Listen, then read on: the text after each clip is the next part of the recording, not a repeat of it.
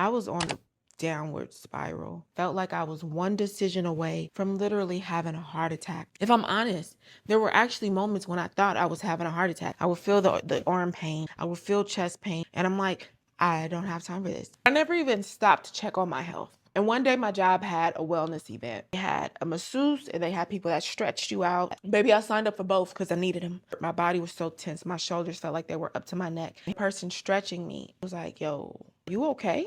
I was like, no, but you could still just stretch me, babes. He was like, you have knots here. He's just worked out as much as he could. Then I went to masseuse and she was like, do you feel tingling shooting down your arms? I'm like, yeah, I do. She's like, oh, does your hand go numb? I'm like, yeah, totally normal, right? She was like, yeah, you have pinched nerves. Like, oh.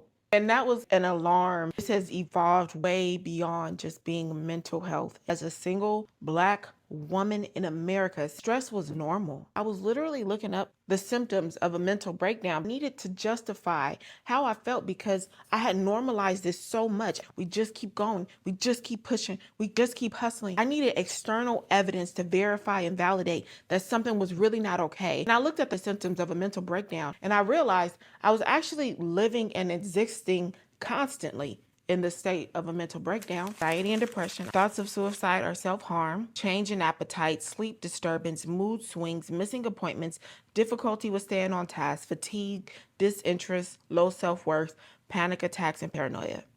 What I realized was I was actually on the verge of a psychotic break.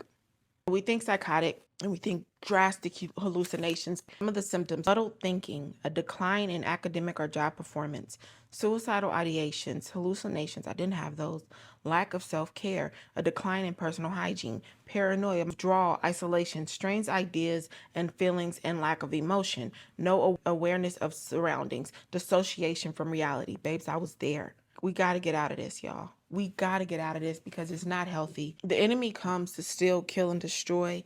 And I think that as Christians, we've gotten so woo-woo that we forget that he can just steal your mind, could steal your day-to-day life.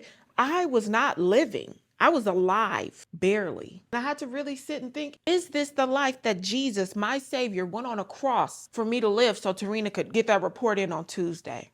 I couldn't do it.